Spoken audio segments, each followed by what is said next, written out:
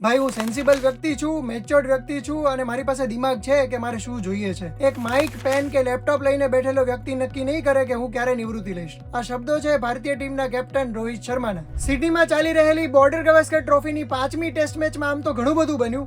બુમરાહ વચ્ચે ઈજાગ્રસ્ત થઈને સ્કેન્સ કરાવવા માટે જતો રહ્યો અને વિરાટ કોહલીએ કેપ્ટન્સી પણ સંભાળી. એ દરમિયાન રિષભ પંતે પોતાનું બેટ એવી રીતે ચલાવ્યું કે ફટાફટ થોડાક રન કરી આપ્યા. બુમરાહની ગેરહાજરીમાં ભારતીય બોલર્સના યુનિટે ખૂબ સારી બોલિંગ કરીને ઓસ્ટ્રેલિયાને પણ 181 રને ઓલ આઉટ કરી દીધું. પણ આ બધાની વચ્ચે રોહિત શર્માના જે સ્ટેટમેન્ટ્સ આવ્યા એના કારણે ક્રિકેટ ફેન્સ ફરીથી એના ફેન બની ગયા. રોહિત શર્માએ સ્વીકાર્યું કે મારું બેટ બરાબર નહોતું ચાલતું, એમાંથી રન નહોતા આવતા, એટલા માટે મેં સામે ચાલીને ટીમમાંથી બહાર બેસવાનો નિર્ણય કર્યો. એણે કહ્યું કે અમે ટીમને જીતાડવા માટે જ પ્રયાસ કરીએ છીએ. ટીમ સૌથી પહેલા આવે છે, અમારો સ્વાર્થ પછી આવે છે અને મને લાગ્યું કે મારા કરતા બીજા ખેલાડીઓ સારું પરફોર્મ કરી રહ્યા છે તો એમને તક મળવી જોઈએ, એટલા માટે મેં આ ટેસ્ટમાંથી નામ પાછું ખેંચી લીધું. આ સિવાય નિવૃત્તિ અંગેની અટકળો અંગે રોહિત શર્માએ કહી દીધું કે હું ક્યાંય જવાનો નથી, હજુ પણ હું સારી મહેનત કરીશ અને આગામી સમયમાં ભારતને જીતાડવા માટે રમતો રહીશ. એટલે એના ઉપરથી સ્પષ્ટ થઈ ગયું કે હવે વન ડેની જે ચેમ્પિયન્સ ટ્રોફી આવવાની છે એમાં પણ રોહિત શર્મા જ કેપ્ટન રહેશે. ભારતીય ક્રિકેટના ઇતિહાસમાં કદાચ પહેલી વખત એવું બન્યું કે કેપ્ટને પોતે જ ટીમમાંથી બહાર રહેવાનો નિર્ણય લીધો હોય અને પોતાના ખરાબ દેખાવની જવાબદારી પણ લીધી હોય. આ સાથે રોહિત શર્માએ ઇન્ટરવ્યુમાં બુમરાહના વખાણ પણ કર્યા હતા અને સાથે એમણે કહ્યું કે અમે બધા મળીને ટીમને જીતાડવા માટે પ્રયાસ કરીએ છીએ. ઘણી બધી વાર મારું ધારેલું થતું નથી, પરંતુ કેપ્ટન તરીકે હું નજીકના સમયમાં જે થઈ શકે એમ હોય એ જ વિચારતો હોઉં છું.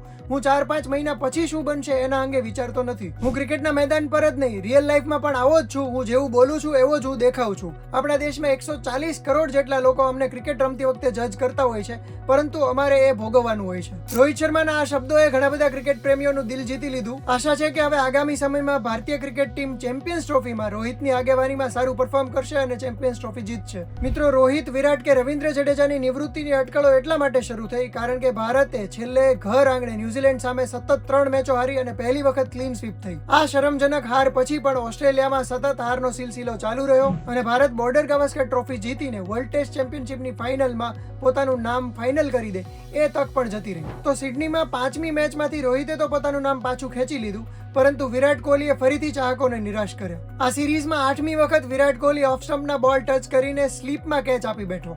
જો સિનિયર ક્રિકેટર્સનો દેખાવ આવો જ રહેશે તો આગામી સમયમાં ચેમ્પિયન્સ ટ્રોફીમાં ભારત જીતી શકશે કે કેમ એ પણ એક પ્રશ્ન છે. તો મિત્રો, આ સમગ્ર મામલે તમારું શું માનવું છે અમને કોમેન્ટ કરીને જણાવો અને આ જ પ્રકારના વિડીયોઝ જોવા માટે ગુજરાત સમાચારના ડિજિટલ પ્લેટફોર્મ જોતા રહો.